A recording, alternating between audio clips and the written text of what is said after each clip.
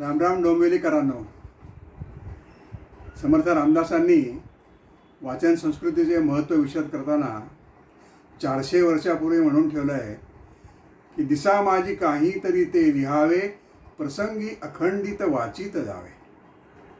हे वाचन संस्कृतीचं महत्त्व जतन करण्यासाठी, संवर्धन करण्यासाठी आपल्या डोंबिवलीतल्या पै फ्रेंड्स लायब्ररीसुद्धा अनेक उपक्रम हाती घेतलेले आहेत. हे आपल्या सगळ्याला माहिती आहे.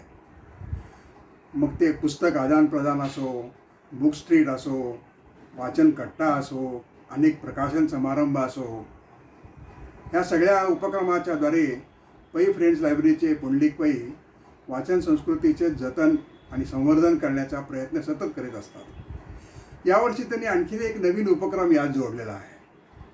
13 जानेवारीला डोंबिवलीकरांनो आपल्याला सकाळी 11 ते 11:30 या वेळात वाचन करायचं आहे.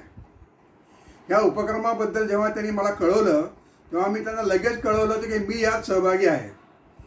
काहीही वाचा, तुम्ही पुस्तक वाचा, मासिक वाचा, वर्तमानपत्र वाचा, कोणत्याही भाषेतलं वाचा, पण या वेळेमध्ये सगळ्या डोंबिवलीकरांनी वाचन करायचं आहे अशी त्यांची संकल्पना काय. मी तर त्यांना सांगून टाकले की मी करणार आहे. आपण सगळ्यांनीही यात सहभागी होऊन पुंडलिक पै यांच्या या उपक्रमात सहभागी होऊन तो उपक्रम यशस्वी करण्याचं मनापासून ठरवूया. त्याचप्रमाणे यावर्षीचा पुस्तक आदान प्रदान हा जो आपला दरवर्षीचा पुंडलिक पैंचा कार्यक्रम असतो, उपक्रम असतो, तो 17 जानेवारी ते 26 जानेवारी असा ठरलेला आहे. याही उपक्रमात दरवर्षीप्रमाणे आपण सगळ्यांनी सहभागी होऊन या उपक्रमाचं आणि पुंडलिक पैंचं आपण काय करूया, अभिनंदन करूया. त्यांच्या ह्या प्रयत्नांमध्ये सहभागी होऊन ही वाचन संस्कृती वाढेल असं आपण सगळ्यांनी पाहूया.